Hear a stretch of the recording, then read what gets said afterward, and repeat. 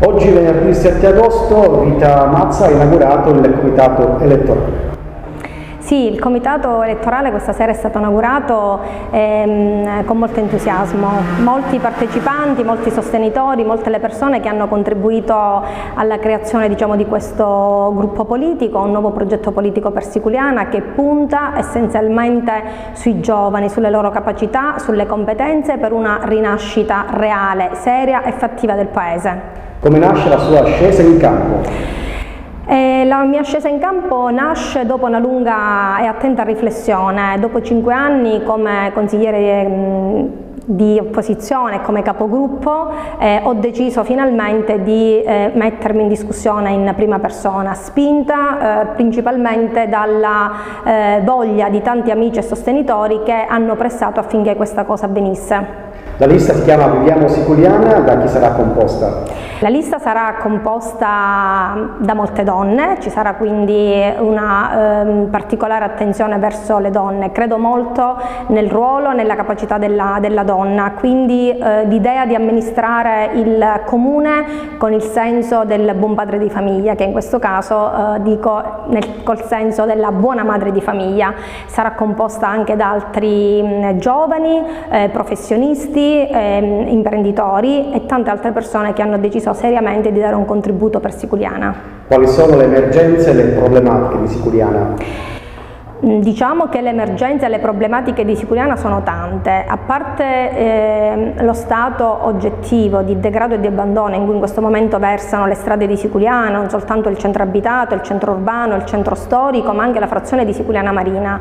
Siculiana è un paese meraviglioso, bellissimo, che ha delle potenzialità enormi e quindi dobbiamo mettercela tutta per mettere Siculiana su una bella vetrina che possa garantire al nostro bel paese uno sbocco turistico serio.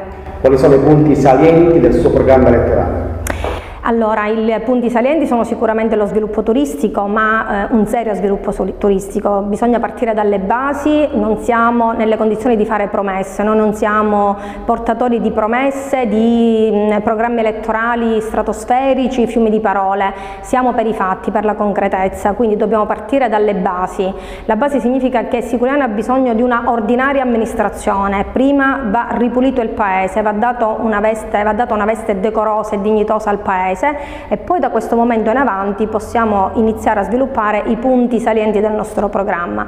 In sintesi io vedo per Siculiana uno sbocco turistico importante, con gemellaggi con altri paesi, in modo tale da realmente far fruire le nostre spiagge, le nostre coste, ma anche un serio sviluppo del centro storico a tutte le persone che realmente vorranno venire, non soltanto dai paesi limitrofi, ma anche da tutto il resto del mondo. A 2 mesi dal voto, quale messaggio intende lanciare ai siculianesi? Il messaggio è un messaggio sicuramente di amore. Viviamo Siculiana nasce dall'amore che io ho per il mio paese. Siculiana è un paese bellissimo, lo frequento e lo vivo da 25 anni. Io non sono di Siculiana, sono di Agrigento e qualcuno ha voluto un po' cavalcare la tigre su questa cosa dicendo che una persona non di Siculiana non può fare il sindaco a Siculiana. Io mi sento siculianese e sono siculianese, più di altri siculianesi che forse hanno soltanto la residenza anagrafica nel nostro paese e poi di fatto hanno collocato fuori i loro interessi sia personali che familiari e professionali.